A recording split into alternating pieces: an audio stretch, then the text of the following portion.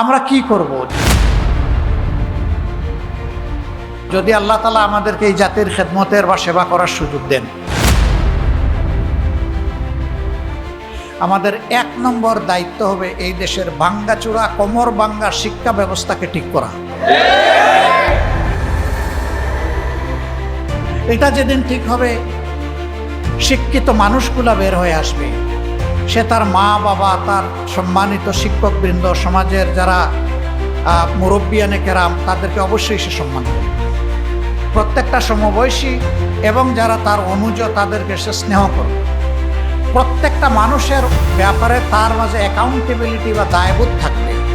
সে চিন্তা করবে, এই যে বিশ্ববিদ্যালয় পর্যন্ত আমি লেখাপড়া করেছি, কলেজ পর্যন্ত লেখাপড়া করেছি, স্কুল পর্যন্ত লেখাপড়া করেছি, আল্লাহ যাকে যতটুকু মেধা দিয়েছেন, সে চিন্তা করবে আমার শিক্ষা প্রতিষ্ঠানের দেয়ালের প্রত্যেকটি ইট, বালু, নুড়ি, পাথর, পানি, মিস্ত্রির হাত, রড এবং সিমেন্ট, এগুলোর সাথে এই দেশের মানুষের অবদান জড়িত রয়েছে।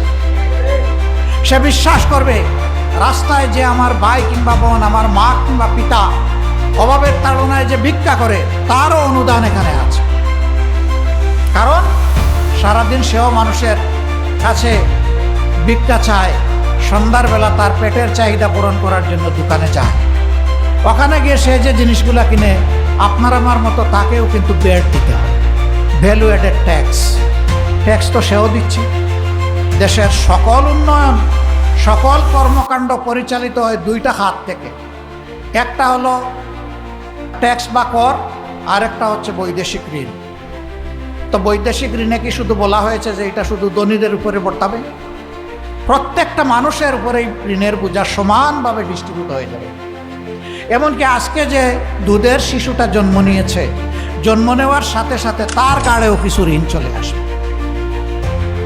অতএব এদেশের প্রত্যেকটা মানুষের অবদান হয়েছে আজকে আমার মানুষ হয়ে ওঠার পিছনে। আমি যেন এই মানুষগুলার ঋণ পরিশোধ করতে পারি, আমরা সেই শিক্ষাটাই মানুষের অন্তরে দেওয়ার চেষ্টা করব ইনশাআল্লাহ। তাহলে কোনো শিক্ষিত মানুষের দ্বারা কোনো সাধারণ মানুষের সম্পদ আর লুটপাট হবে না, নয়ছয় হবে না, তছনছ হবে না।